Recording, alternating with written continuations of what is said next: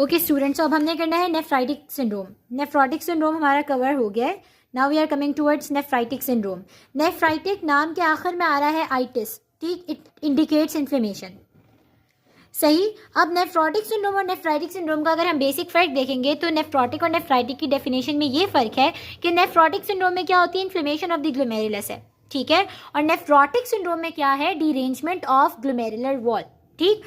तो यही चीज़ है जो बेसिक आपने इन दोनों में फ़र्क याद रखना है। नेफ्राइटिक सिंड्रोम अगेन सिंड्रोम है, मतलब इसके अंदर बहुत डिफरेंट डिजीजेस कह रही हूँ, क्लिनिकल मैनिफेस्टेशंस होंगी इसके साथ, ठीक। तो इनमें से सबसे पहले आपके पास क्या हो रहा होगा, इसके अंदर हिमेचूरिया, ठीक, हिमेचूरिया ग्रॉस भी हो सकता है, मतलब जो विजिबल हो रहा हो।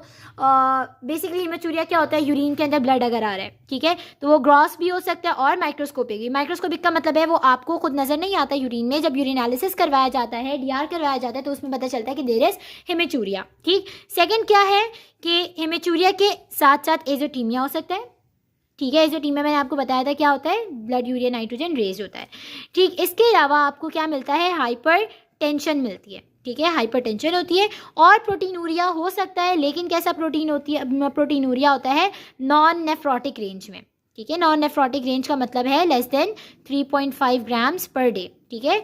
तो इस अमाउंट के अंदर हो सकता है नेफ्रोटिक सिंड्रोम में, नेफ्राइटिक में, सॉरी।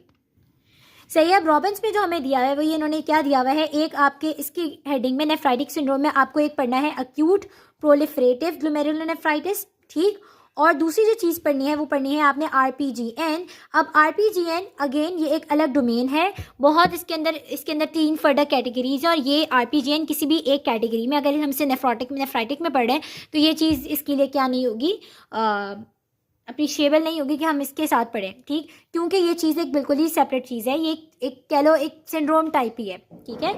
तो ये हो गया यहाँ तक। अब हमने पढ़ना है अक्यूट प्रोलिफरेटिव। अक्यूट प्रोलिफरेटिव में जैसे कि आपको नाम बता क्या रहा है, अक्यूट प्रोलिफरेटिव, ठीक। इसमें क्या होगा, इसकी बेसिक हिस्टोलॉजी सबकी एक जैसी होगी। एक तो अक्यूट है मीन्स सडन होगा, ठीक है, सडन ऑनसेट है।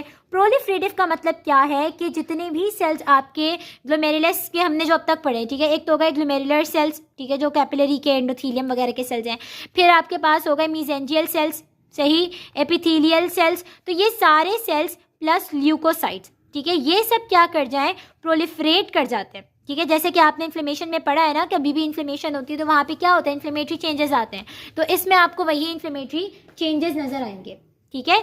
सो एक्यूट प्रोलिफरेटिव ग्लोमेरुलोनेफ्राइटिस में ये है। अब इसमें भी हमने पढ़ना है पोस्ट स्ट्रेप्टोकोकल, ठीक, और पढ़ना है पोस्ट इन्फेक्शियस, ठीक, पोस्ट इन्फेक्शियस, पोस्ट स्ट्रेप्टोकोकल। वैसे अगर हम एक ही हेडिंग ने पोस्ट इन्फेक्शियस तो भी ठीक रहेगा, लेकिन पोस्ट स्ट्रेप्टोकोकल इन्होंने